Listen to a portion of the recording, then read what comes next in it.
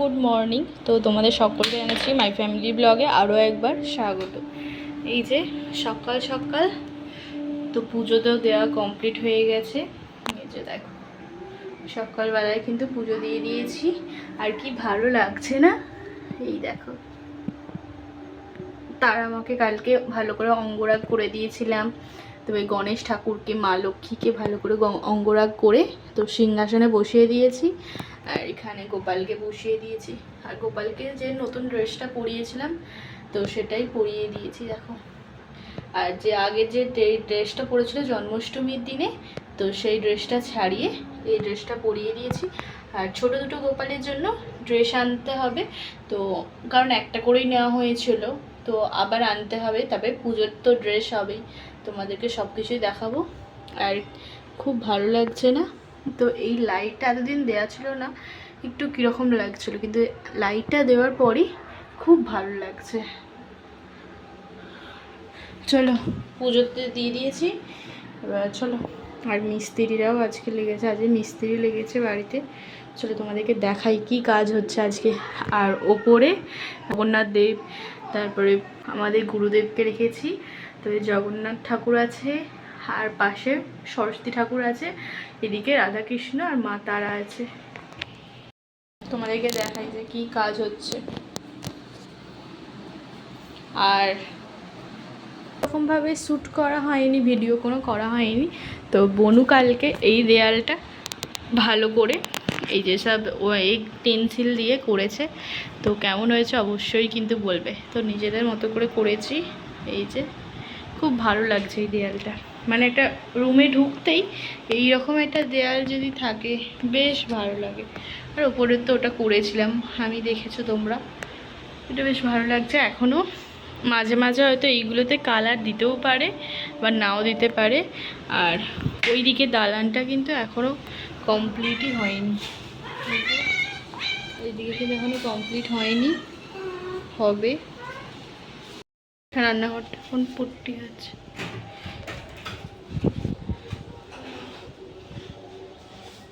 এটা কারণ করা হচ্ছে সামনেই যেহেতু আমাদের রান্না পুজো, তো সেই জন্যই রান্নাঘরটা করে নিচ্ছে। কারণ এরপরে তো সমস্ত কিছু রান্নাঘরের আদার্স যেগুলো আছে তো সমস্ত কিছু এই রান্নাঘরে চলে আসবে।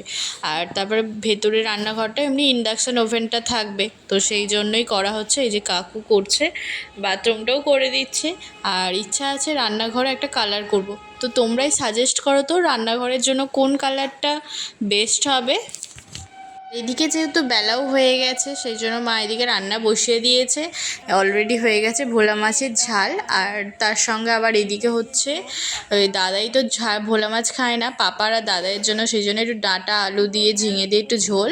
আর তার সঙ্গে এখানে হচ্ছে চিংড়ি মাছ, ঢ্যাঁড়স, তারপরে কুমড়ো, তারপরে কচু দিয়ে টক, পাকা তেঁতুলের টক।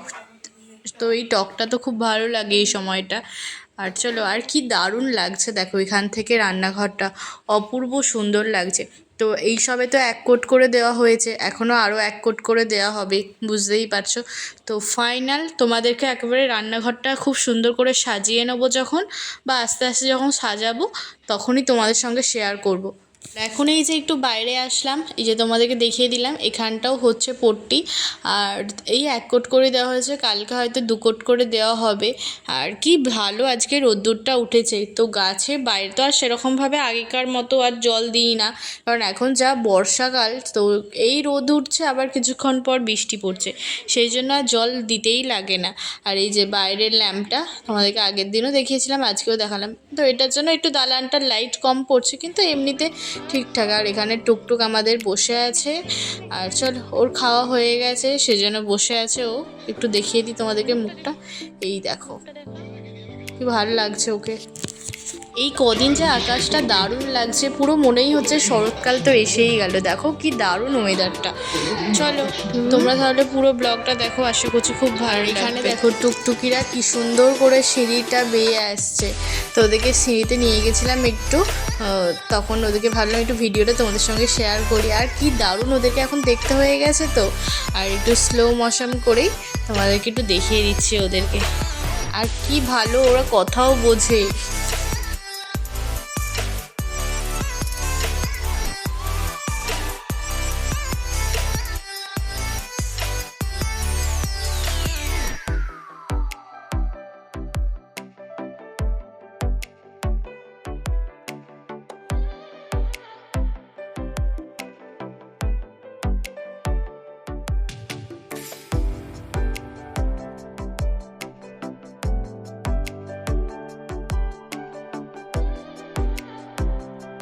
দুপুরে খাওয়া দাওয়ার পর আর সেরকমভাবে কথা বলা হয়নি। আর এই যে এখন আমি একটু রান্নাঘরে চলে এসেছি, মা আর আমি এখন চা খাবো। আর বোনও তো এদিকে টিউশন চলে গেছে, আর পাপা দাদাও দোকানে চলে গেছে, এই জন্য চা বসিয়ে দিয়েছি।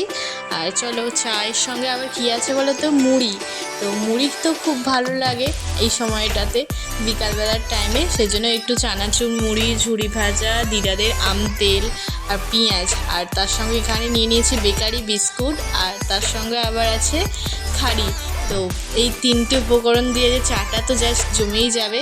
তো চলো ছাদে নিয়ে যাই। এখানে আমি এই ভিডিওটা একটা শর্টে ছেড়েছিলাম, ওই বিঙ্কি অফিসিয়াল শর্টে। তোমরা চেক করে নিতেই পারো, খুব ভালো লাগবে। আর ভাবলাম তোমাদের সঙ্গে একটু শেয়ার করি। আর কি সুন্দর লাগছে না? তো মাকে দিয়েছি, মাও বলছে দারুণ খেতে হয়েছে। তো বিকালবেলাটা জাস্ট জমে গেল। আগে তো নিচে নেমে চলে এসেছি, আর এখন ঘড়ির কাঁটায় বাজে ওই 6:30 মতো। তো রান্নাঘরটাকে তাড়াতাড়ি একটু গুছিয়ে নিই।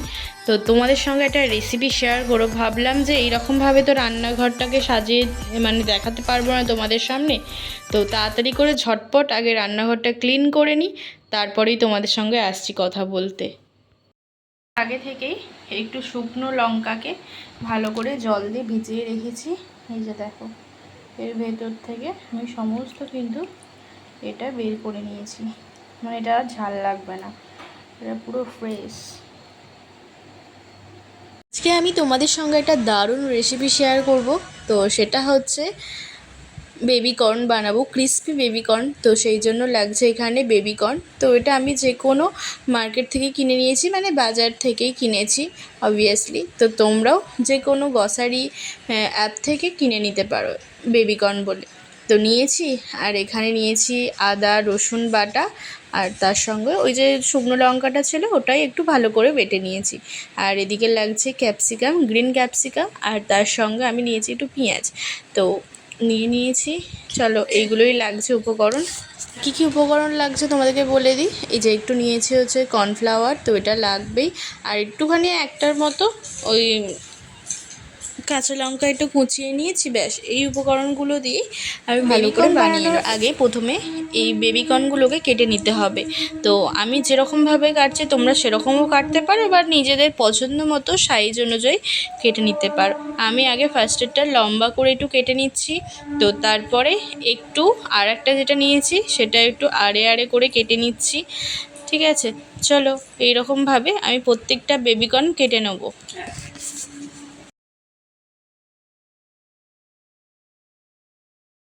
তো আমার সমস্ত বেবিকর্নগুলো কেটে নিয়েছি, দেখতেই পাচ্ছ। এরপরে আমি দিয়ে দেবো ওই যে শুকনো লঙ্কাটা ভালো করে বেটেছি, তো সেটা দিয়ে দিলাম। তারপরে একটু আদা রসুনটাও বেটেছি, ওটাও দিয়ে দেবো অল্প অল্প করে। আর নুন দেবো, আর একটু গোলমরিচ থাকলে তোমরা গোলমরিচ অ্যাড করতে পারো, কিন্তু আমার কাছে এই মুহূর্তে এখন নেই, সেই জন্য আমি অল্প ছিল তো অল্পটা দিয়েছি। তো তোমরা এমনি দিতে পারো, চিলি ফ্লেক্স দিতেই পারো, ওটাতেও বেশ ভালো লাগবে। চলো এবার ভালো করে এটাকে ম্যারিনেট করে নেবো। তো ম্যারিনেটটা হয়ে যাওয়ার পরই আমি এরপর এতে অ্যাড করে দেবো হচ্ছে কর্নফ্লাওয়ার। তো কর্নফ্লাওয়ার দিয়ে ভালো করে আলতো করে একটু মাখিয়ে নেবো। তো বেশি পরিমাণে দিলে হবে না কর্নফ্লাওয়ার, তো অল্প করে মাখিয়ে নিতে হবে। আর ওদিকে আমি কড়াইও বসিয়ে দিয়েছি, এবার এক এক করে আমি এই বেবিকর্নগুলো ছেড়ে দেবো। তো বেবিকর্নগুলো তো আমি দিয়ে দিয়েছি কড়াইয়ের মধ্যে। এরপর যতক্ষণ না লাল লাল করে একটু হালকা করে ভেজে নেবো, 80% মতো করে ভেজে নেবো। তো বাকি 20% আবার যখন মিক্স করার সময় তো লাগবে, তো তখন দেবো। আর কালারটা দেখেছো তো আস্তে আস্তে। এবার আমি একটু ভাবছি তুলেই নেবো, কারণ হয়েই তো প্রায় গেছে।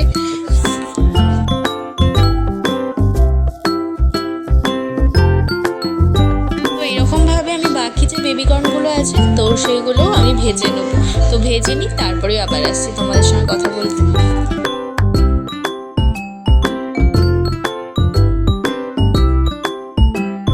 এইদিকে ইন্ডাকশন ওভেনটা চালিয়ে দিয়েছি, এরপর দিয়ে দিচ্ছি ফ্রাই প্যান। আর যেই তেলটাতে বেবিকর্নটা ভাজলাম ওই তেলেরই ওই 2 হাতার মতো তেল ফ্রাই প্যানের মধ্যে আমি দিয়ে দিয়েছি। এরপরে আমি দিয়ে দিচ্ছি আদা রসুনটা বাটা দিয়ে দিচ্ছি, আর তারপরে দিয়ে দিলাম একটু ওই কাশ্মীরি লঙ্কা গুঁড়ো, নুন পরিমাণ মতো দিয়ে ভালো করে একসঙ্গে কষিয়ে নেবো। তো কষিয়ে নেওয়ার পর আমি এরপর দিয়ে দেবো হচ্ছে চিনি দিয়ে দেবো, আর তার সঙ্গে আবার দিয়ে দেবো একটু রেড চিল্লি পাউডার। তো এর পরিবর্তে তোমরা চিল্লি ফ্লেক্সও ইউজ করতে পারো, কারণ আমি দিলাম কালারটা একটু দারুণ আসে। তো দিয়ে এরপর একটু দিয়ে দিলাম হচ্ছে যে ওই গোলমরিচ গুঁড়ো, তো এটা ঝালের জন্য আর টেস্টের জন্যও দিয়েছি। তো দিয়ে ভালো করে মশলাটা কষিয়ে দিলাম। আমি ভাবলাম যে একটু তেলটা একটু কম আছে, আমি আরও একটু তেল দিলাম। তো দিয়ে এই তো সব ক্যাপসিকাম পেঁয়াজটা তুলে দিলাম, কাঁচা লঙ্কাও যেটা ছিল। তো এরপর ভালো করে মশলার সঙ্গে পেঁয়াজ ক্যাপসিকামটা ভেজে নেব। তো ভেজে নেওয়ার পর সস আর চিলি সস দিয়ে, আর তার সঙ্গে আবার দেবো একটু সয়া সস, 3টে সস দিয়ে ভালো করে ভেজে নেব। তো মিক্স করে একসঙ্গে তারপর একটুখানি ভিনিগার দিয়ে দেবো। তো ভিনিগারটা দিলে একটু বেশ ভালো লাগে, একটু টেস্টফুল হয় খেতে। আর এরপর একটা বাটিতে বসিয়েছি একটু গরম জল, ওই গরম জলের মধ্যে সামান্য পরিমাণে একটু কর্নফ্লাওয়ার গুলে তো এর মধ্যে অ্যাড করে দেবো, আর একটু জল দিয়ে দেবো এতে। তো জল দিয়ে ভালো করে একটু ফুটিয়ে নেবো সমস্ত কিছুগুলো একসঙ্গে। তারপর ওই দিকের কড়াইয়ের মধ্যে তো বেবিকর্নগুলো তো আবারও একবার, যেগুলো ভেজেছিলাম 80% মতো কুক করেছিলাম, বাকি 20% কুক করা বাকি আছে। তো ওইগুলো আরও একবার ভেজে নেবো, ভেজে ব্যাস এর মধ্যে তুলে দিলেই আমাদের ক্রিপসি বেবিকর্ন একেবারে হয়ে গেল। আর তোমাদের কেমন লাগলো এই রেসিপিটা অবশ্যই আমাকে কমেন্টে জানিও। আর এরপর নামানোর আগে একটু দিয়ে দিলে ভালো হতো পেঁয়াজ পাতা, তো আমার কাছে এই মুহূর্তে ছিল না, তো সেই জন্য আমি একটু ওপর থেকে মরিচ গুঁড়ো, আর সাজানোর আগে আমি একটু দিয়ে দিয়েছি, একটু ছিঁড়ে দিয়েছি কাঁচা পাকা লঙ্কা। তো দিয়ে কারণ একেবারে বানানো হয়ে গেল। তো তোমাদের কেমন লাগলো আজকের এই রেসিপিটা অবশ্যই আমাকে কমেন্টে জানিও। আর বাড়ির তো সকলে খেয়ে খুব দারুণ বলেছে। তো দেখা হচ্ছে আবার একটা নিউ ব্লগে, কারণ পরের ব্লগটা অবশ্যই খুব সুন্দর হচ্ছে, কারণ বুঝতেই পারছো বাড়িতে তারা মায়ের পুজো হবে, কৌশিকী অমাবস্যা, তার জন্য তো প্রচুর কাজ আছে। তো পরের ব্লগটার জন্য অবশ্যই অপেক্ষা করো। দেখা হচ্ছে আবার একটা নিউ ব্লগে, ততক্ষণের জন্য টাটা। সকলে সুস্থ থাকবে, সাবধানে থাকবে, আর পরবর্তী ব্লগের জন্য অপেক্ষা করো।